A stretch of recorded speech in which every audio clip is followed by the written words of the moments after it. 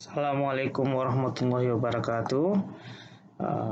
Selamat bergabung dengan mata kuliah Mekanika Fluida 2 dan untuk pertemuan kali ini kita memasuki pertemuan ke-14 dan topik kita itu adalah sambungan dari topik minggu lalu mengenai aliran berubah lambat laun. Dan pada pertemuan kali ini kita akan membahas mengenai perhitungan-perhitungan dari aliran air berubah lambat laun tersebut.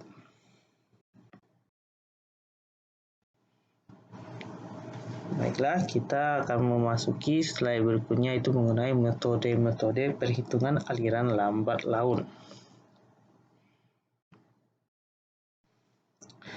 Pertama sekali itu kenapa kita harus atau untuk apa tujuan dari menghitung jenis aliran ini? Jadi kegunaannya adalah untuk menentukan bentuk profil aliran dari aliran lambat laun tersebut. Secara garis besar, terdapat berbagai jenis atau metode dalam perhitungan tersebut. Yang pertama adalah metode integrasi grafis, kemudian ada metode integrasi langsung, berikutnya ada metode tahapan langsung, dan terakhir adalah metode tahapan standar. Ya, kita masuki metode pertama yaitu metode integrasi grafis, yakni dengan mengintegrasikan persamaan dinamis dari aliran berupa lambat laun secara grafis. Bisa dilihat di sini ada profil aliran. Kemudian profil aliran ini dibagi-bagi per segmen dalam bentuk DXDY, sehingganya akan didapatkan luas masing-masing garis-garis tersebut, fragmen-fragmen tersebut.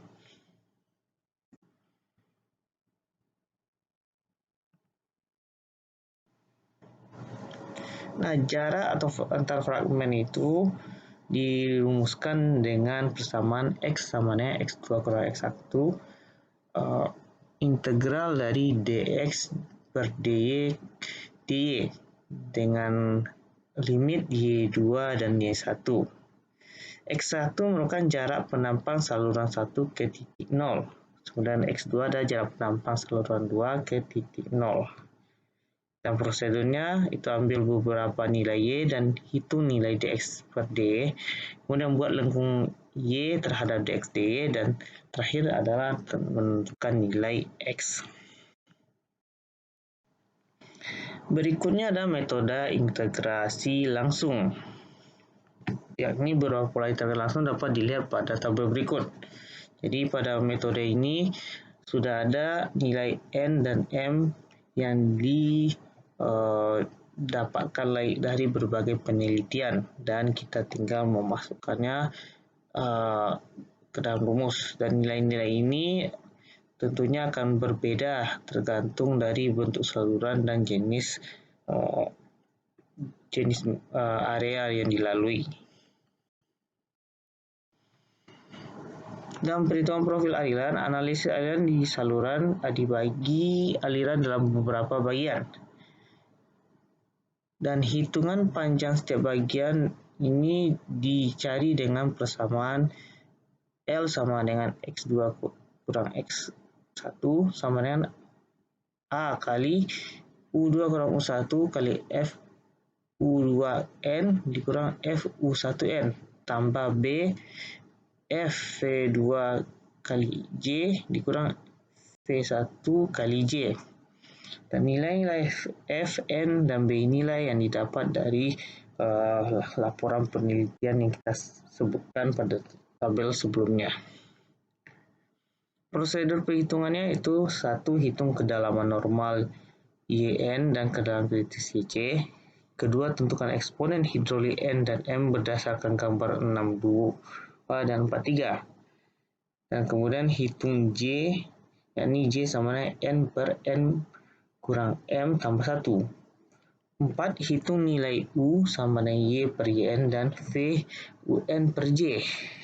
Dan kelima ada cari nilai F N dan FVJ. Hitung panjang bagian saluran. Nah, ini gambar 62 dan 42 yang kita sebutkan. Jadi di sini bisa didapatkan, dari sini juga kita bisa mendapatkan nilai N dan M.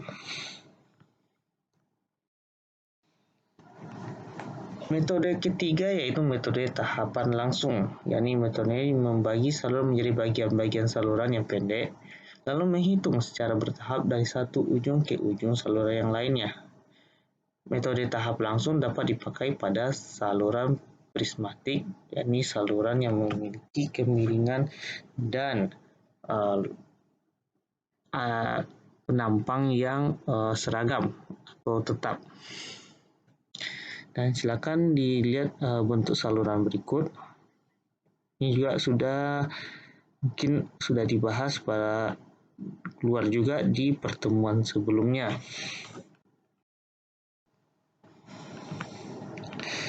Dengan menyamakan tinggi tekan total di kedua ujung saluran 1 dan 2, maka didapatkan rumus S0 kali delta X tambah Y1 tambah alfa 1 V1 kuadrat per 2G sama dengan Y2 tambah alfa 2 V2 kuadrat per 2G tambah SF atau kemiringan gesek kali delta X.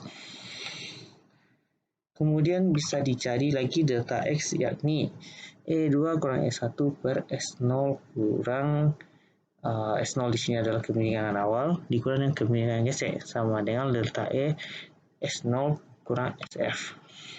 Sementara nilai E bisa dicari dengan Y tambah alfa V kuadrat per 2G dan SF bisa dicari dengan persamaan N2 kuadrat V kuadrat per 2,22 kali R pangkat 4 per 3. Nah, prosedur perhitungan dari metode tahap langsung yakni disusun dalam bentuk kolom sebagai berikut. 1. Tentukan kedalaman aliran Y. Kedua, tentukan luas basah sesuai kedalaman Y. Kemudian hitung jari-jari hidrolik R. Tentukan R 4 per 3. 5. Hitung kecepatan rata-rata V sama dengan Q per A. Dan 6 adalah tentukan tinggi kecepatan. 7. Hitung energi spesifik dari E yang sudah kita bahas rumusnya pada slide sebelumnya. Kemudian ke-8 itu hitung selisih energi spesifik delta E. Dan ke-9 tentukan kemiringan gesek SF dan tentukan kemiringan gesek rata-rata dari SF tersebut. Tentukan selisih kemiringan dasar dan kemiringan gesek rata-rata atau S0 kurang SF. 12. Tentukan panjang saluran atau delta X. Dan terakhir, tentukan jarak dari penampang yang diperiksa terhadap lokasi bendung dengan menjumlahkan delta X dengan delta X sebelumnya. Nah, metode terakhir adalah metode tahapan standar. Metode ini dipakai untuk saluran tak prismatik, kebalikan dari metode sebelumnya. Jadi, metode ini mementingkan hal aliran subkritis untuk ilustrasi, kemudian perhitungan berjalan dalam arah hulu. Untuk setiap debit yang ditentukan, kedalaman aliran akan diketahui pada penampang kontrol. Ini juga bisa dilihat, perhitungan bisa dilihat pada gambar 10.6 yang telah kita diskusikan sebelumnya. Dari situ akan didapatkan tinggi muka air dihitung dengan persamaan Z1 sama dengan S0 kali delta X tambah Y1 tambah Z2. Dan sementara Z2 ini bisa ditulis sebagai Y2 tambah Z2. Kehilangan tekanan akibat gesekan atau HF diekspresikan dalam bentuk persamaan HF sama dengan SF kali delta X sama dengan setengah S1 tambah S2 delta X. Kemudian ditentukan juga tinggi tekan total di kedua ujung penampang, yakni H1 dan H2. H1 yaitu Z1 tambah alfa 1 dikali dengan H1 kuadrat per 2G. Untuk H2 nilainya rumusnya tetap sama, cuman yang ditukar adalah nilai Z yang sebelum Z1 diganti dengan Z2 tambah alfa 2 kali V2 kuadrat per 2G. Nah, untuk persamaan dasarnya itu didapatkan nilainya adalah H1 sama dengan H2 tambah HF tambah HE. HE di sini adalah kehilangan tekanan akibat pusaran dan dianggap nol untuk kondisi prismatik. Nah, ini untuk menghitung metode tahapan standar itu ada beberapa tahap-tahapnya. Yang pertama itu tentukan penampang saluran dalam bentuk stasiun. Kedua ada tentukan tinggi muka air. Ketiga ada tentukan kedalaman aliran. Keempat tentukan luas basah. Kelima hitung kecepatan rata-rata V sama dengan Q per A. Keenam adalah hitung tinggi kecepatan. 7 hitung tinggi tekanan total. 8 tentukan jari-jari hidrolik. Dan dari jari-jari hidrolik R ini kemudian ditentukan R pangkat 43. Ke-10 tentukan kemiringan gesek dan kemudian tentukan kemiringan gesek rata-ratanya. Nomor 12 dilanjutkan dengan tentukan panjang saluran data X, kemudian tentukan kehilangan tekanan karena gesekan, dan selanjutnya tentukan kehilangan tekanan karena pusaran sama dengan 0, dan terakhir adalah tentukan tinggi tekanan total. Nah, demikian untuk jenis-jenis perhitungan dalam aliran lambat laun. Untuk selanjutnya kita akan masuk ke soal, dan karena keterbatasan waktu kita, saya akan ambil satu perhitungan sebagai contoh pada pertemuan kali ini, dan untuk itu kita gunakan metode integrasi grafis.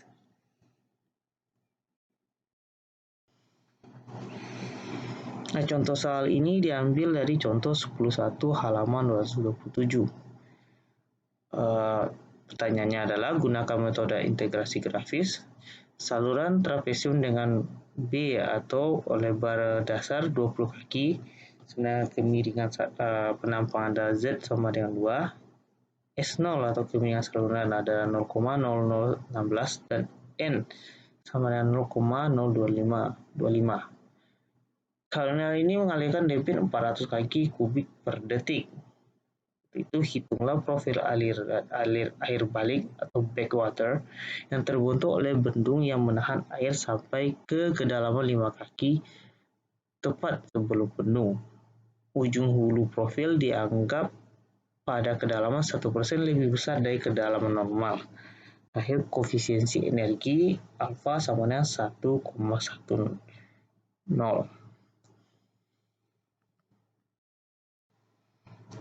Solusinya adalah itu pertama sekali kita harus mencari nilai kedalaman kritis dan kedalaman normal. Ini juga mencari kedalaman kritis dan normal ini sudah kita bahas di pertemuan sebelumnya, karena itu kita akan mereview lagi. Pertama itu kedalaman kritis atau YC. Ini sudah dibahas pada contoh 42. Pada YC kita akan mencari nilai YC ini dari D dan nilai A. D adalah nilai kedalaman hidrolik, sementara A adalah luas penampang. D ini bisa dilihat pada tabel 21 bernilai B tambah Z kali Y per B tambah 2Z kali Y. Dan dengan memasukkan nilai B 20 dan Z adalah 2, dan disederhanakan hasil akhir dari D adalah 10 tambah Y kali Y per 10 tambah 2Y. Berikutnya ada nilai A, yaitu B tambah Z kali Y kali Y. dan kita masukkan nilai B dan Z-nya, didapatkan 20 tambah 2Y kali Y. Untuk kedalaman kritis, kita bisa menggunakan persamaan debit, yaitu V sama dengan Q per A. Q sudah diketahui pada soal, yaitu 400, dan kita tinggal masukkan A yang sudah kita rumuskan, yaitu 20 tambah 2Y kali Y. Dan jika disederhanakan dengan membagi 2, hasilnya adalah 200 per 10 tambah Y per Y.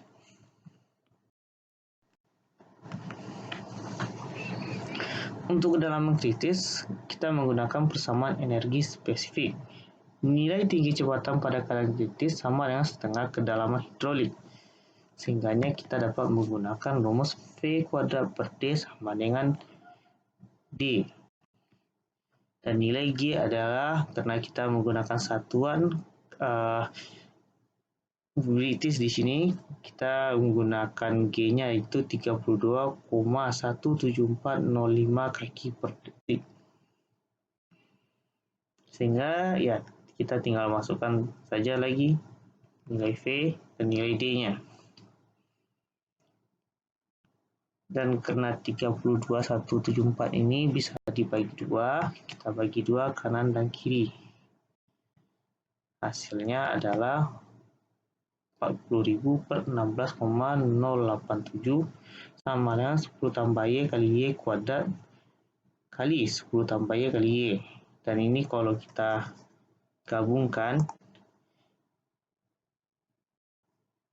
ini sudah bernilai 10 tambah Y kali Y pangkat 3 per 5 tambah Y. Nah, kemudian kita sederhanakan lagi.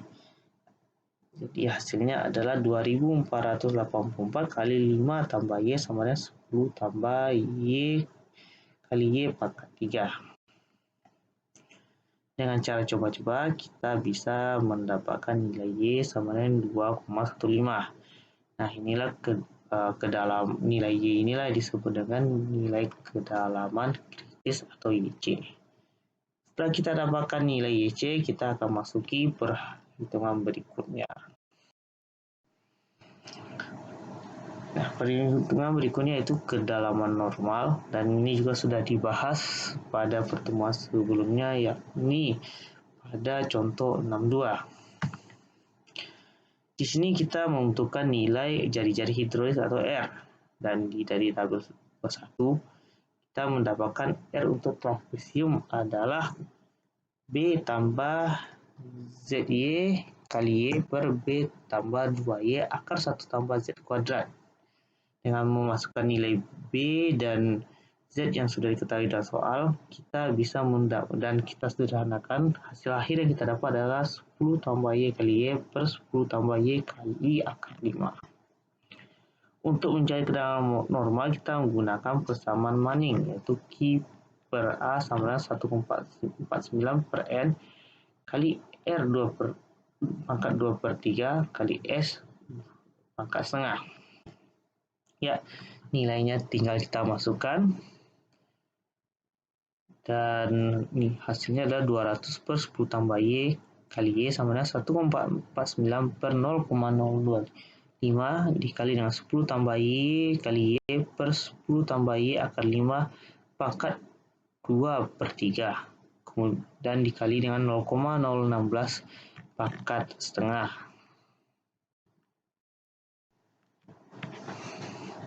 Dan kita sederhanakan lagi dengan menyamakan kanan dan kiri.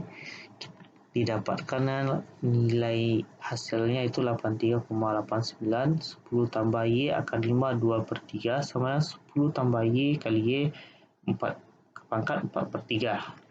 Nilai ini masih bisa disederhanakan lagi, dan pada hasil akhirnya kita mendapatkan persamaan 7.680 tambah 1.720 Y sama dengan 10 tambah Y kali Y pangkat 2,5. Dan kembali dengan cara coba-coba, itu bisa didapatkan nilai Y sama dengan 3,36. Dan angka inilah disebut sebagai kedalaman normal.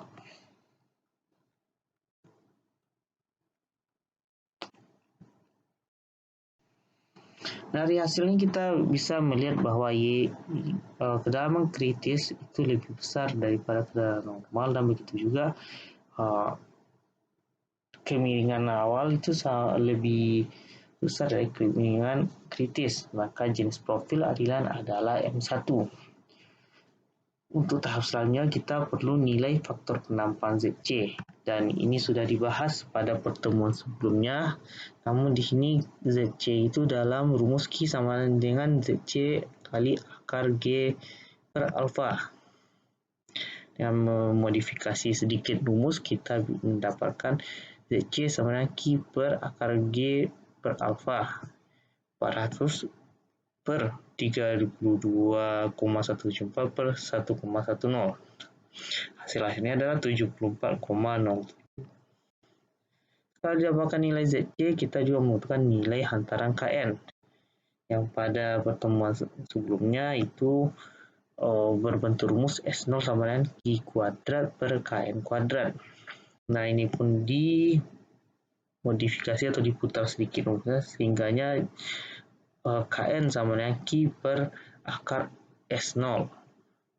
Di sini angkanya sangat cantik, yaitu 400 per akar 0,016, sehingganya hasilnya adalah 10.000, bersih 10.000. Setelah didapatkan nilai-nilai ini, kita akan menyusun tabel yang berisi nilai Y, T, A, R pangkat 2 per 3, K, Z, dan terakhir adalah DX per DY.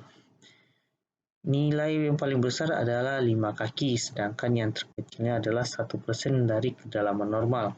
Sebab itu nilai rentang Y yang akan kita gunakan adalah 5 dan 1 kali YC yang sebelumnya yaitu 3,36. Dengan memasukkan rumus bisa digunakan dengan Excel dan kita drag, hasilnya adalah seperti ini.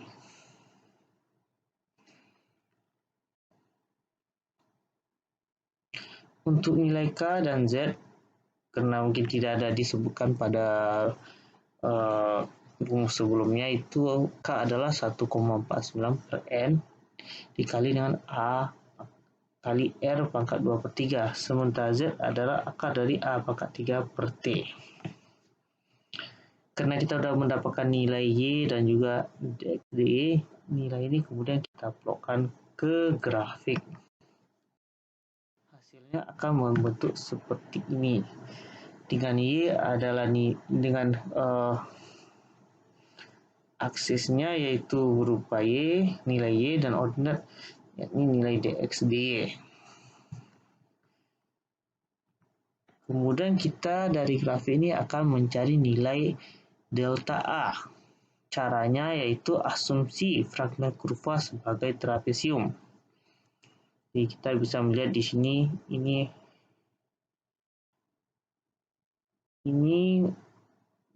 bagian ini tampak seperti trapesium. Dan nilai jarak antar Y ini diasumsikan sebagai tinggi trapesiumnya. Sementara nilai dx per dt dari tiap data ini dianggap sebagai sisi sejajarnya, sehingga luas dari nilai dari delta adalah luas trapesium. Setelah kita dapatkan nilai delta A, itu nanti kita akan masukkan ke dalam grafik.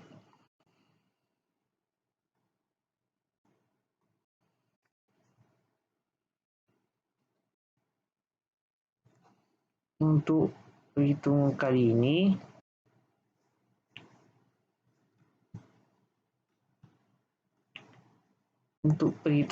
ini, kita contohkan pada fragmen yang pertama.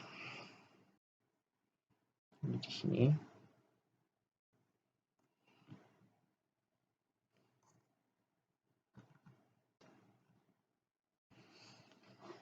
Tingginya itu delta Y, yakni 5, yang di sini adalah 5, dan yang satu lagi adalah 4,8.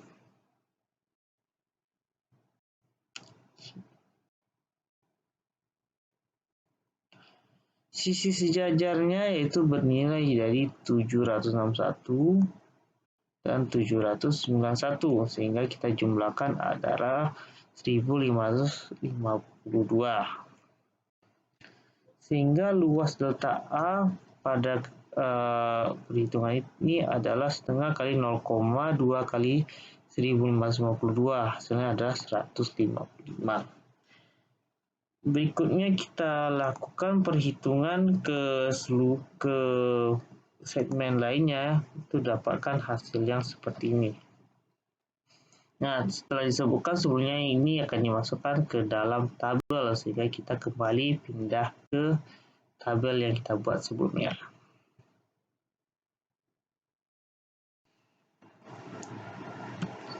Kita masukkan nilai delta A sehingga menjadi seperti berikut.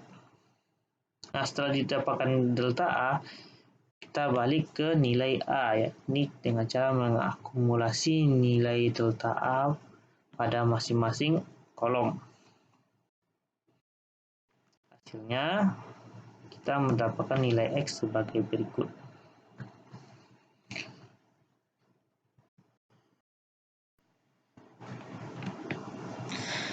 Dengan didapat nilai X, maka dapat digambarkan profil aliran. Nilai hulu adalah kedalaman normal, yakni Y sama dengan 3,36 kaki, sementara yang di hilir adalah tinggi penahan bendung Y sama dengan 5. Untuk mempersingkat waktu, kita gunakan gambar yang sudah ada dalam buku teks. Dan ini adalah hasil dari plot nilai X dan Y pada tabel yang telah kita cari. Terlihat di sini adalah nilai akumulasi nilai Y. Akumulasi nilai dari delta A, sementara di sini ada dimasukkan nilai dari Y. Garis kemiringan kritis itu adalah garis yang menghubungkan adalah ujung nilai X0 dengan Y kedalaman kritis. Sementara untuk garis kemiringan normal, kita menggunakan Y normal yang kita sejajarkan dengan Y pada X0. Karena graf Y-nya akan tidak sama, kurva akan membentuk sebuah lengkungan. Dan ini yang disebut sebagai profil aliran dari penampang saluran terbuka. Baik, demikian solusi soal kali ini.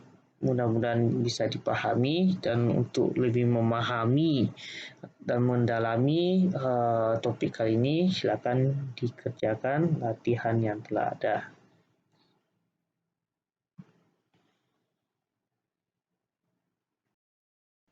Demikian kuliah kita hari ini, semoga bermanfaat dan dapat dipahami. Jika ada hal yang tidak mengerti, silakan bertanya langsung, boleh lewat WA ataupun melalui